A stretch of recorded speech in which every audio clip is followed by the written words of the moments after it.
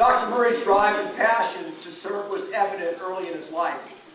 As he matured, he served 10 years of active duty and flying status with the United States Air Force. In 1977, Dr. Murray was assigned to First African Methodist Episcopal Church, the oldest black church in Los Angeles. The vision of the first AME is a manifestation of Reverend Murray's 27 years of ministry and leadership to carry out God's work. Reverend Murray retired in 2004 as the senior minister of First AME Church, Los Angeles. Dr. Murray currently serves as professor, senior research fellow at the Center for Religion, University of Southern California, and holds a Tanzi Chair of Christian Ethics, University of Southern California. I would ask each of you to please stand and acknowledge this wonderful human being who is going to address us now.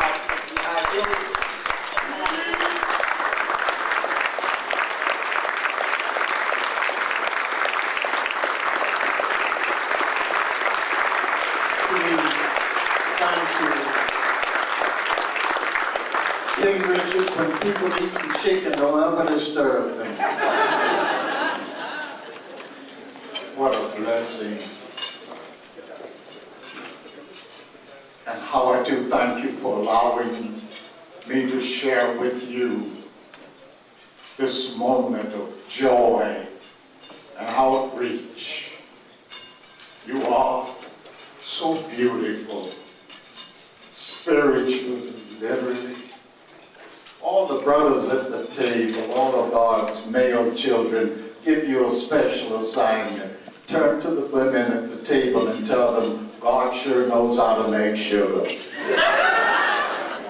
And what a pleasure it is to have been invited here by Richard Rossman and by Anthony Carter, and then to meet the family clan, its founding mother, and to see care packages, people who can reach out to those who are vulnerable, widows, orphans. For thousands of years, they have been in peril, at times in crisis. A widow, because her whole life was dependent economically upon her husband.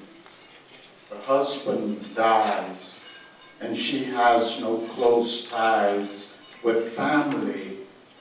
Then she literally dies. And then orphans. It is a vulgar society that does not safeguard its young. So here you are saying, we care. Because without us, our children would be lost. And we get a portion of the biblical scripture. And thank you for allowing me to have an occupational hazard for talking with you about our Creator. But in Genesis 2, an angel speaks for God saying, don't be afraid. God has heard the lad's cries. God has heard the young child's cries. So he's listening above the noise.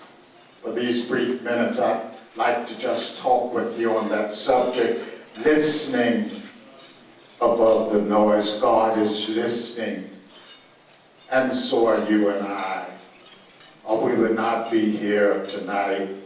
Listening above the noise, God sympathizes, and God specializes. Those are the two things we'd like for you to carry with you. God sympathizes. If you and I can feel it, then God can feel it too. No, not God can feel it too. God can feel it one. Before we feel it. Every time I see an article about a child that's been found in a trash bin, I weep within so deeply I renew within so deeply that every child I meet, every young person I meet, I will reach out to them. And if there's anything I can do to help better their lives, I would give my life for that. And so would you. God bless you. God sympathizes. Something about us human beings. We know when we are doing wrong.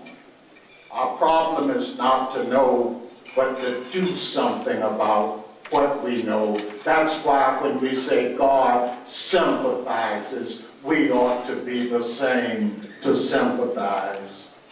God sympathizes with us even when we do wrong. That here in this fine state of ours, we have 60,000 young people in foster care. 60,000 who for some reason or another has been abandoned by father and mother. And you and I know the saying, when my mother and father forsake me, then the Lord will take me in. God sympathizes. And thanks be to God that we can imitate a part of God. God not only sympathizes, God specializes. It isn't enough to say to a person who is hungry, God bless you, I'll pray for you. Or to say to a person who's homeless, God bless you, I'll pray for you. Even when you pull up at the filling station and someone comes up and says, can I have that change? It does no good to say next time, or I'm sorry. Or no, God not only sympathizes, God specializes. That which you and I are called upon to do at this very moment, to specialize, to systematize, to make the word become flesh, to make love a real entity. God specializes. God only asks that you and I will be God's hands. You and I will allow God to use us to reach beyond us.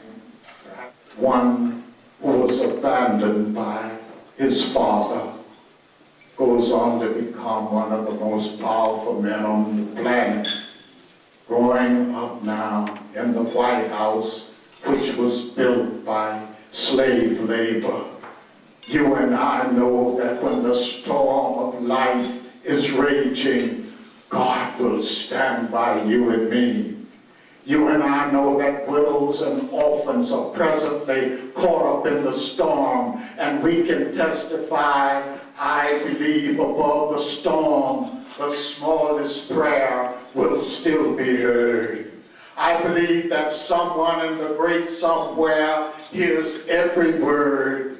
Every time I hear a newborn baby cry, or touch a leaf, or see the sky, then I know why I believe. So caretakers, the storm is raging for widows and orphans. The storm is raging for those who need education and resources and sources.